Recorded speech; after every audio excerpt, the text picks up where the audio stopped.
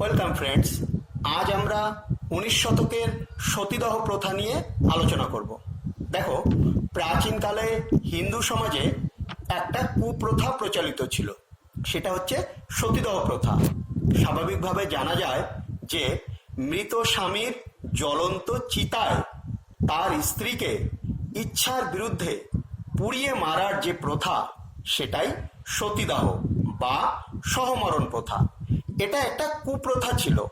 স্বাভাবিকভাবে ব্রাহ্মণ পণ্ডিতরা এই বিধানগুলো সমাজে দিয়ে রেখেছিল, যাতে ওই স্বামী মারা গেলে সেই জীবিত স্ত্রীর যাতে ভরণ পোষণের দায়িত্ব না নিতে হয়, বা তার সম্পত্তিটা যাতে ক্রোক করতে পারে, বা তাকে বোঝানো হতো যে সে যদি স্বেচ্ছায় সতী হয় তাহলে গিয়ে সে স্বর্গসুখ লাভ করবে, এবং তার নামে মর্তলোকে যদি কেউ কোনো মনস্কামনা করে তাহলে সেটা পূর্ণ হবে। এইভাবে তাকে বোঝানো হতো। আর যারা স্বেচ্ছায় এই সহমরণে বা সতী হতে চাইতো না, তাদের জোর করে পুড়িয়ে মারা হতো। এখন এই কুপ্রথা তুলে দেওয়ার জন্য প্রাচীন কাল থেকেই একটা আন্দোলন চলছিল। আমাদের মধ্যযুগে আমাদের আকবর, ঔরঙ্গজেব যখন সমাজ সংস্কারের ব্রতী হয়েছিল, তখন কিন্তু এই সতীদাহ প্রথাগুলি তুলে দেওয়ার জন্য চেষ্টা করেছিল, কিন্তু রক্ষণশীল হিন্দু সমাজের জন্য পারেনি। এরপর 19 শতকের প্রথম দিকে এই ব্যাপারটা নিয়ে ব্যাপক একটা আলোড়ন সৃষ্টি হয়।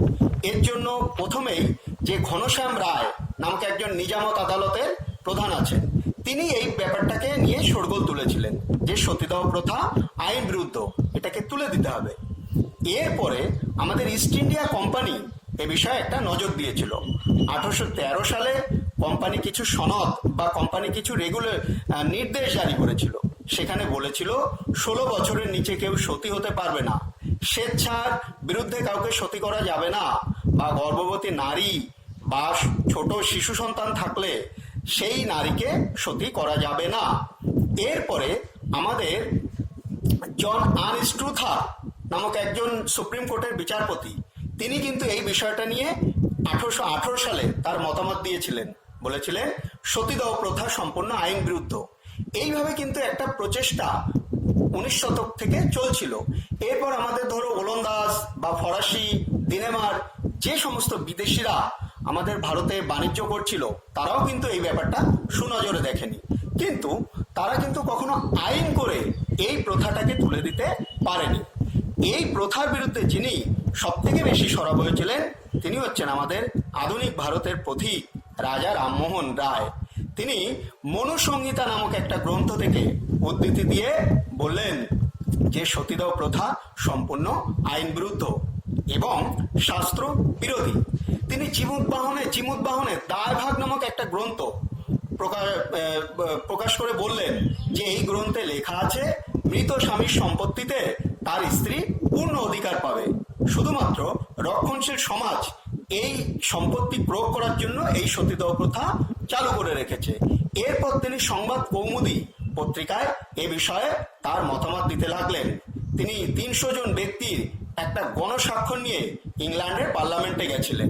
তবে রামমোহনের এই প্রচেষ্টাটা রক্ষণশীল হিন্দু সমাজ বন্ধ করার জন্য তারা কিন্তু একটা ধর্মসভা নামক একটা পার্লামেন্ট গঠন করে ইংল্যান্ডে গেছিল, কিন্তু রামমোহন তার বিরুদ্ধে ইংল্যান্ডে গিয়ে তার মতামত সওয়াল করেছিলেন। শেষ পর্যন্ত রামমোহনের চেষ্টায় লর্ড উইলিয়াম বেন্টিং 1829 সালে 17 নং রেগুলেশন জারি করে এই সতীদাহ প্রথা 4 ডিসেম্বর, তারিখটা ছিল 1829-এর 4 ডিসেম্বর, এই সতীদাহ প্রথাটা সম্পূর্ণ বাতিল করে দিয়েছিল, যার ফলে সমাজের একটা বহুদিনের প্রচলিত কুসংস্কার দূর হয়ে যায়। ঠিক আছে, এইভাবে তোমাদের এই সতীদাহ প্রথাটা সম্পর্কে আমি একটা মতামত দিলাম। তাহলে দেখো, তোমরা শুধু রামমোহনের ব্যাপারটা জানো, এর আগে যে মোগল পিওর, তারপরে যে ঘনশ্যাম বা জন স্ট্রুচারের এই যে ভূমিকাগুলো বললাম, এইগুলো কিন্তু বলতে হবে, পূর্ববর্তী থেকেই চলছিল। খুব সুন্দর একটা টপিক, এটা তোমরা মনে রাখার চেষ্টা করবে। যদি ভালো লাগে একটু লাইক করবে এবং কমেন্ট করবে। যদি কোনো নতুন ভিডিও দরকার হয় আমাকে বলবে, যা হিস্ট্রি যা ভিডিও লাগবে আমি আশা করি সেটাই তোমাদের দিয়ে দিতে পারবো। এটুখানি আমি কনফিডেন্স দিয়ে বলতে পারি, যা ভিডিও লাগবে সেটাই আমি দিয়ে দিতে পারবো। Good bye.